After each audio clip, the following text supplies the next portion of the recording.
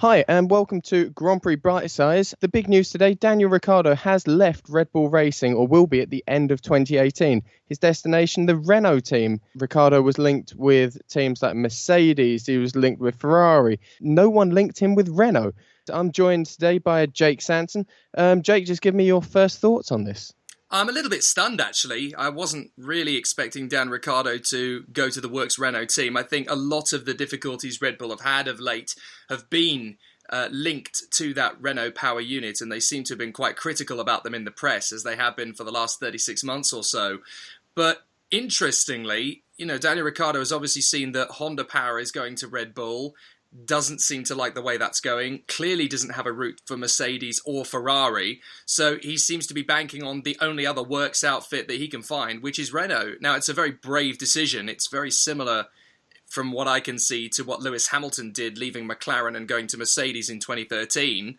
Whether it's going to work or not is very different, because obviously Renault has really struggled under the new hybrid rules. He's got to hope that if this is a 3-year deal, then by the time 2021 comes around, the new F1 regulations will play into Renault's favour. If it doesn't, then Daniel Ricciardo's just made a very brave decision. Well, from what I can understand, it actually says on the Renault press release that it's a 2-year deal. So it doesn't quite go up to 2021, but it does give him that option if he sees that Renault, with the new regulations for 2021, if he sees that they're not making the progress that he wants, he has the opportunity to sidestep it. But it's a really brave decision.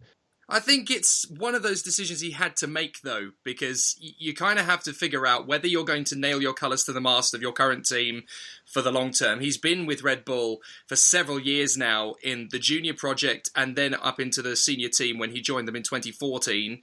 This is his 5th year with the Red Bull factory team. So from his point of view, he obviously has had, 7 Grand Prix wins with the team. He's fought for some brilliant battles. He's never quite been in a title fight. He must have a feeling that potentially, if he can't get in at Ferrari, he can't get in at Mercedes, it's better to be with a factory outfit. He is factory outfit quality, there's no doubt in my mind. I personally felt that he might have fought a little bit harder to go to Ferrari alongside Sebastian Vettel. Whether Ferrari would have accepted him or not is a very different matter, because obviously they want to try and keep as much harmony within the team as possible. They don't want another Fernando Alonso throwing the toys out of the pram, and they very nearly had that with Vettel a few times. So anything that's going to avoid that has obviously got to be a consideration. Mercedes has put its faith in Valtteri Bottas, which is obviously what they should do. Bottas has been very strong this year and last year. And when Lewis Hamilton and Valtteri Bottas are doing so well as teammates, there is no reason to change. For Ricciardo, he basically had no choice but to go to a different team or stick it out with Red Bull. And he has clearly decided that it's worth rolling the gamble, it's worth rolling the dice at this point in his career. Well, we've heard repeatedly, Mercedes is Team Lewis Hamilton, Ferrari is Team Sebastian Vettel, Red Bull, it was becoming Team Max Verstappen. I don't think Ricciardo was going to get the opportunity. If it went down to a fight between him and Verstappen for the championship, I genuinely believe they would have backed Verstappen as the younger talent. Because Ricciardo, 29, is not old, and I'm telling myself that constantly as I get closer to 30. It's not old, but in Formula One terms, it's beginning to get there. What do you think of the new partnership between Ricciardo and Hülkenberg? Because they're both talents that should or could be World Championship winning material. Absolutely. That the first thought, when you think of Dan Ricciardo and Nico Hülkenberg together is, you've got a Formula One Grand Prix winner up against a Le Mans 24-hour winner. And, both of them are genuinely top quality racing drivers. Neither of them are very arrogant. Neither of them are very egotistical. Both of them are team players. I genuinely think that is a masterstroke in signing 2 of the best for a very decent wage for the Renault team. Renault is very serious about wanting its Formula One program to succeed. This is a bit of a masterstroke by them from bringing in someone who's won Grand Prix in the hybrid area to arguably someone who's going to. These are 2 very top talented racing drivers. The car isn't quite there yet, but Dan Ricciardo's been very good at development driving. He has worked very hard with the Red Bull team and basically captained the ship ever since Vettel went to Ferrari. And I think a lot of people have forgotten that. Okay, Max Verstappen has come in and been the new kid on the block. And you're absolutely right. Red Bull has this opinion and this ability of favouring the young gun over the elder statesman, see Vettel Weber.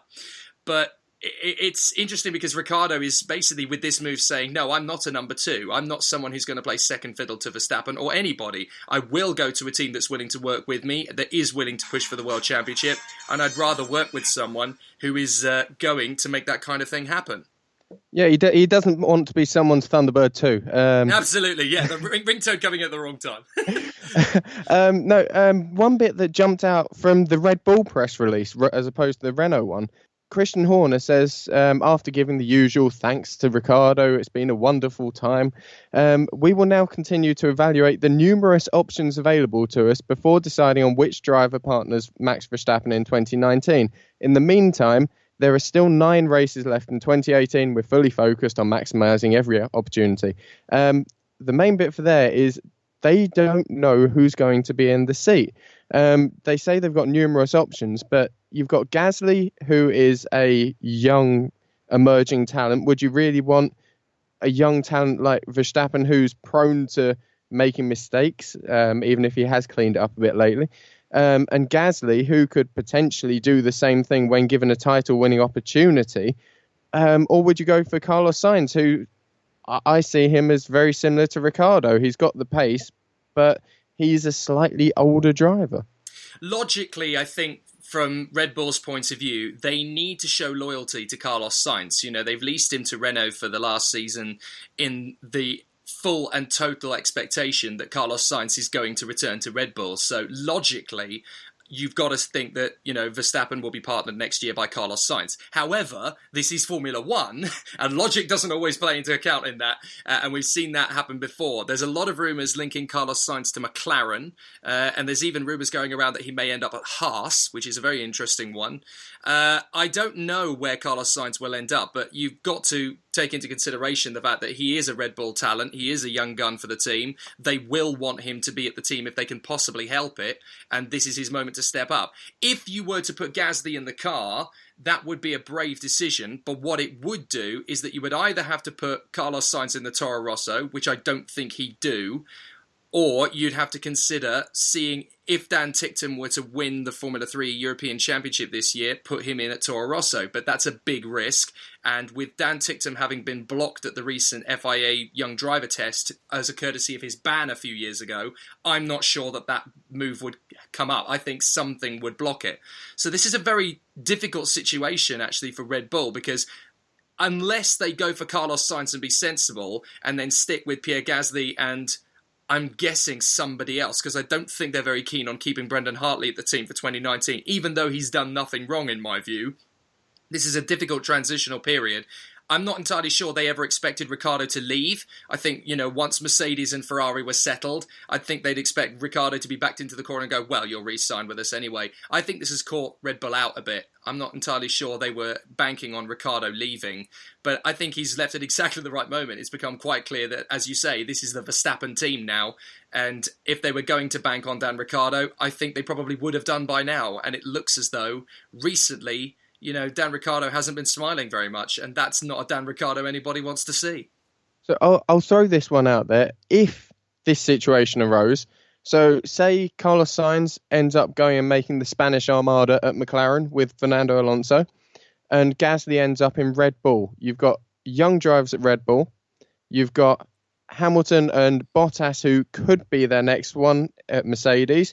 Would this put pressure on Ferrari to put Leclerc in that Ferrari factory car as opposed to a Sauber or a Haas?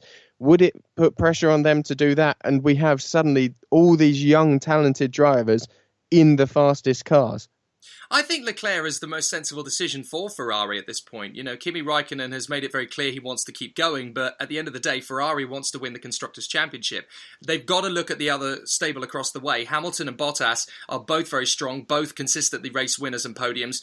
Raikkonen, unfortunately, you know, he's 38. You know, he's had 5 podiums in a row. He's not done that since he won the championship. That is true, and he has been in his best form so far, and, you know, Ferrari have kind of been rewarded for their loyalty for Raikkonen. It's a difficult one because I think it's up to Kimi. You know, if Kimi wants to keep going, then he will.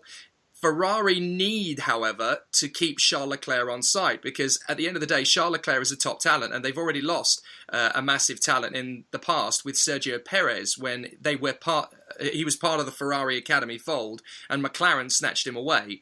And ever since then, Perez has been fighting to get that credence back. Now, I don't think Ferrari want to risk losing Charles Leclerc. He is too big a talent. He is the next Alain Prost for me. He will be a multiple champion if he gets into a Ferrari.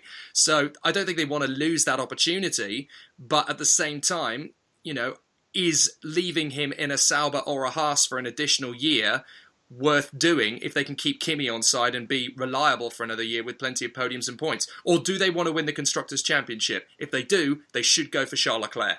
Right, so we'll bring this to a close now. In short, Daniel Ricciardo, he's left Red Bull. He is gone at the end of this season. He's going to Renault. This was Grand Prix Bitesize, and if you've enjoyed this, let us know, and we'll do some more of these. So thanks for listening.